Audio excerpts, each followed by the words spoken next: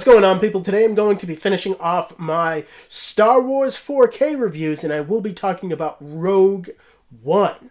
Now, this movie did come out on as the same day as Rise of the Skywalker and the Skywalker saga, but it is not part of that Skywalker saga 4K box set. I actually figured that out kind of late. And it seems kind of obvious now, but I thought it was in there at first when I pre-ordered the box set, and then I realized, oh, shit, it's not. So I had to go back and order Rogue One. But I actually got it here in time, and I actually already talked about Rogue One on my video where I ranked the worst Star Wars films to the best, and you can check that video out right over here, but I never gave it an actual number ranking. And for this purpose, for this video, I am going to need that, so I would just say that I give it a 7 out of 10. And so now I am going to be getting into the video quality of Rogue One in 4K. So this movie was actually given a 4K digital intermediate. And you can definitely tell just by the sharpness here. This is one of, if not the sharpest Star Wars film because of the fact that it just has the cleanest lines, the sharpest edges, and you can feel it. I feel like this movie was shot expertly well, but on that Blu-ray, you don't see just how well, and on this 4K presentation, it just brings it out and it livens it out. And this is the first instance of that. And a lot of that has also to do with the fact that there is actually a great amount of depth here. A great amount of depth. And you see that right away where Galen and Jyn are at home, and that beautiful shot of what is obviously Iceland where they shot this. That has so much depth between the beach and the waterfall and behind them and all of that. It's just awesome. Detail work is outstanding here. I truly do love it. Now, there is so much detail in just like the grit and the grime in this one, where you can see just smudges of dirt and grit that is on these characters' faces from time to time. And you can just see individual strands of dirt on their face. It is incredible.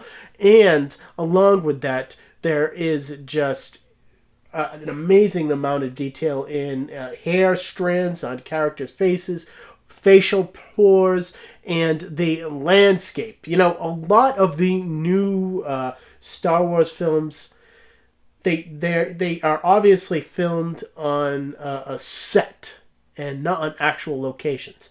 This movie was filmed on an actual location, and you can just tell by the beautiful landscapes, and the detail work on them is just really damn great. And when you're getting into HDR here, this movie can seem kind of bland as far as a color palette goes.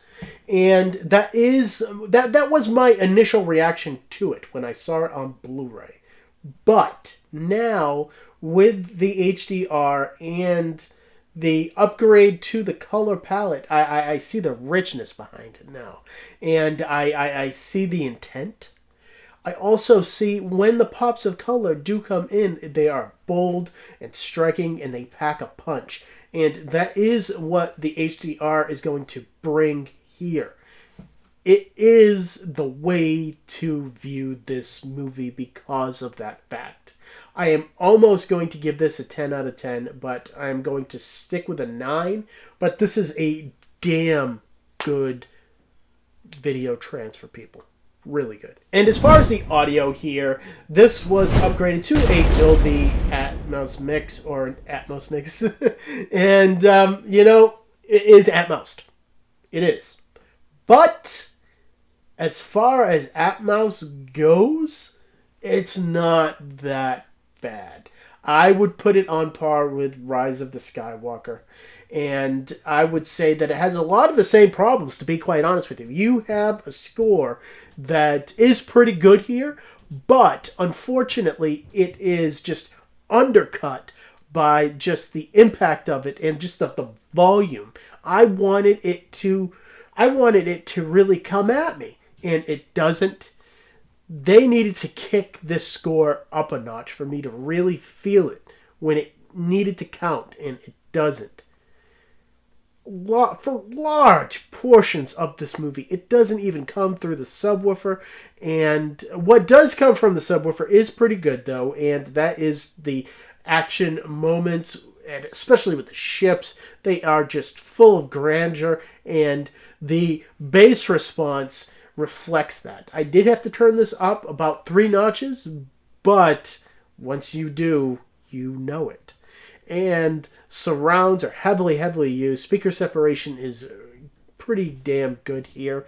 And a lot of the Atmos effects or problems are still here.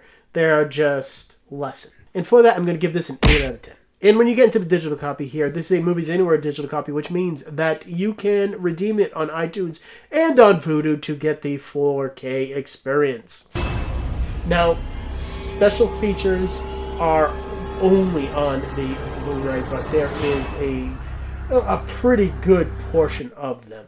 And a lot of the special features go real deep into the making of this film and a lot of the production and the overall look that they wanted this movie to have, and just commenting on the fact that they wanted it to feel like a very different Star Wars film. And it does. And I feel like the special features that focus on that do the best here.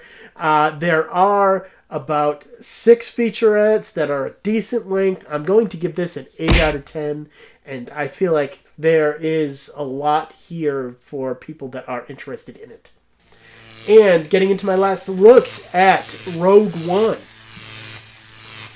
This is a movie that has grown on me since I first saw it. When I first saw it, I just saw the negatives. I saw the lack of characters that I liked or that I knew anything about, and I really struggled to care about them. And that was a big problem for me with this movie. And also, you have the fact that up until the last half an hour, this movie really meanders and kind of feels like small potatoes. It doesn't really feel like it is actually going to matter until they actually get into the end, and the end of this movie is amazing and some of the best Star Wars stuff you can see. But now I tend to just focus on the positives of this movie and how different it feels from other Star Wars films, and for that I can kind of get with it more. Initially, this was going to be even lower on my list. And when you get into my final score of Rogue One in 4K Ultra HD, you come out to a 32 out of 40. A lot of people like this movie more than I do. And if you like this movie, you will be pretty well served by this disc. The audio might be a little disappointing to you, but not if you know what you're in for. And coming up next on the channel, I do have to get back into some digital voodoo movies that I have been reviewing for you guys. I already did Bloodshot and Birds of Prey. I will be getting into Sonic the Hedgehog and Bad Boys for Life. And those two, I already saw Sonic, and tonight I will be watching Bad Boys. So I will be recording that review for you guys tomorrow. And as always, thank you for watching my videos. You guys are awesome. I don't need to say it because you know it. And I will see all of you next time.